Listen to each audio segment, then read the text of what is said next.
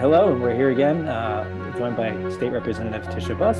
We're here on Monday, February 13th, 6 weeks into the legislative session, and joined as we are each week by Tesha. So, Tesha, thanks again for joining us. And what do you have for us this week? Well, this was a very intense week for our education committee.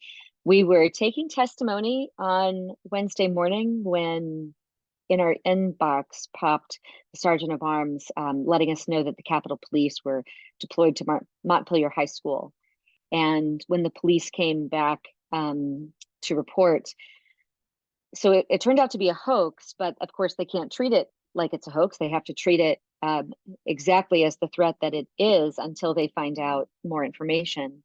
And so, to come into a school with their guns out to administration that was very fearful, and it was quite a scare.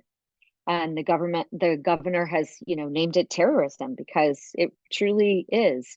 It was in a lot of schools. The investigation is still underway, but this certainly puts a big spotlight on what Vermont needs to do to ensure more school safety, both in its individual schools, but also just, from our leadership down, from Secretary French on down.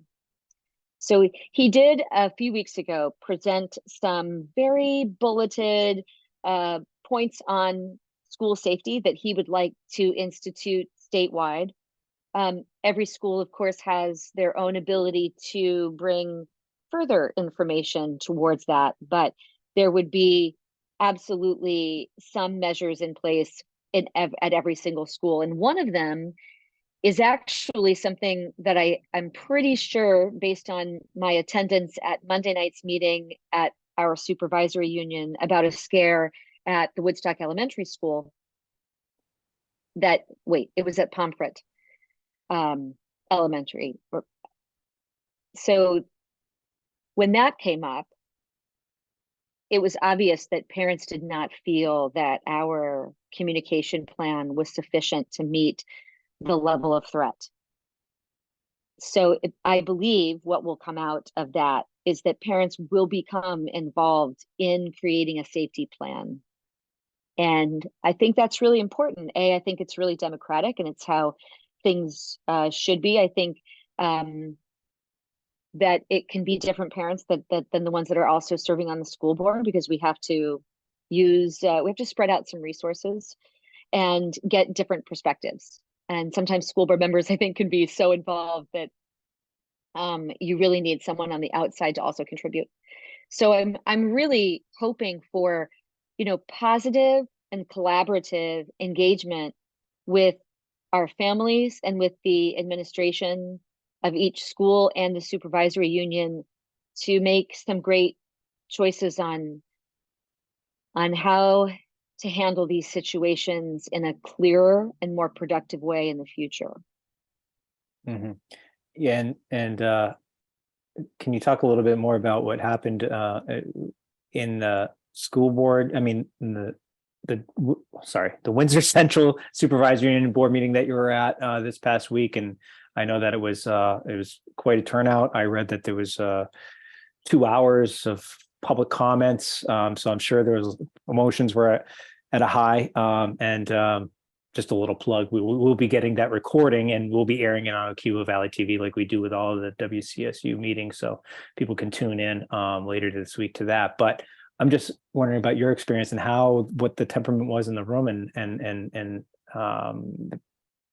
what your role would be sort of moving forward, being in the House Education Committee and also serving this district. Yes, thank you. That's a great question. And what I learned the most from this meeting is that it's not just about, parents are not just concerned about one moment on a school bus or one threat. They are also concerned about the general school culture. How do kids that are experiencing mental health concerns, how is the school addressing them? And also, how is the school ensuring that everyone who is affected by episodes of mental health, how are they doing with it? And I have a piece that's coming out in the Vermont Standard because we heard a lot of testimony this week from mental health agencies, and we don't have the mental health support that we typically have available to us for two reasons. There is a workforce shortage, but we also have a significant larger number of kids needing support. And not only that, they need support longer than they've ever needed it before. So all of a sudden, we have less workforce and way more kids in crisis.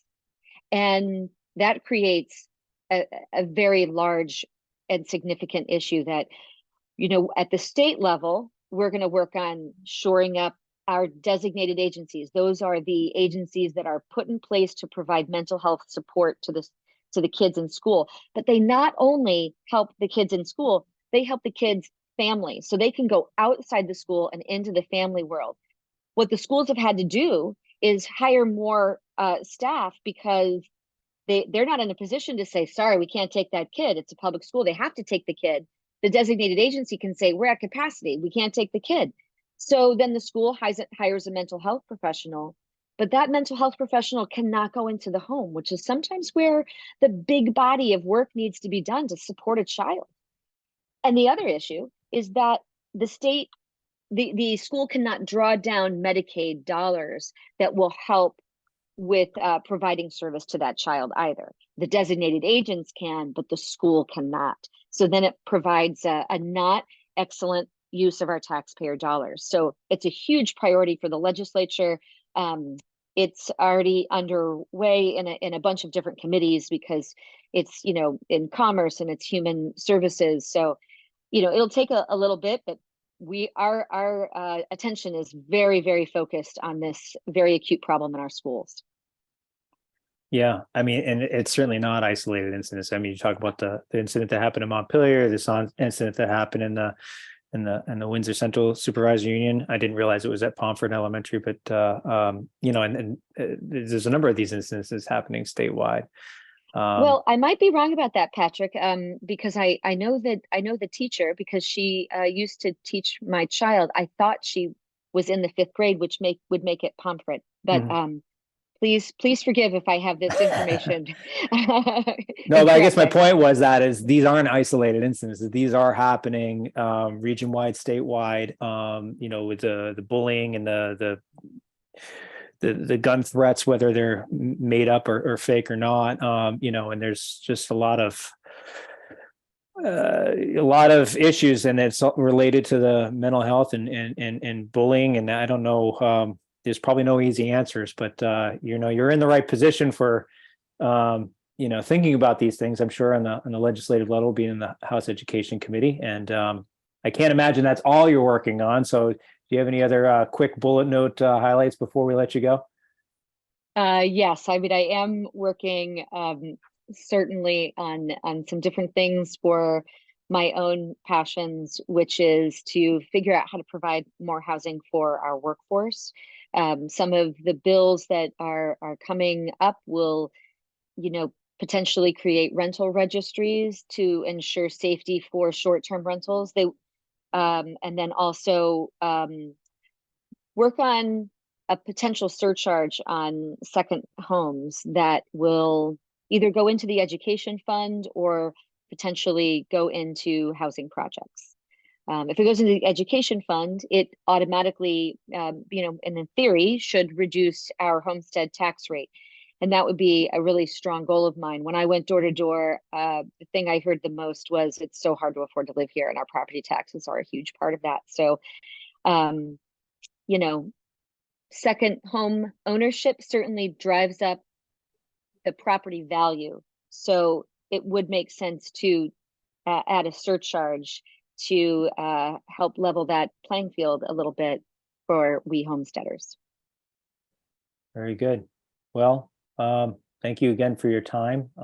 If anybody has any questions or feedback for State Representative Buss, particularly if you live in her Woodstock, Reading, or Plymouth legislative district, the email is there on the screen, and you can contact her there. I hope you don't mind, Tesha, but we have been putting your email out there Yes, for, I yeah. want you to. Okay, A great. lot of my job is to bring ideas, local ideas, up to the State House, and then work collaboratively to make sure that the issues of the state and the issues of our local communities are in sync. Great. Okay. Well, once again, thank you for your time, and we'll check back with you next week. And I think we'll probably be rejoined by senior staff writer Tom Ayers of the Vermont Standard. Great. Thank you for having Okay. me.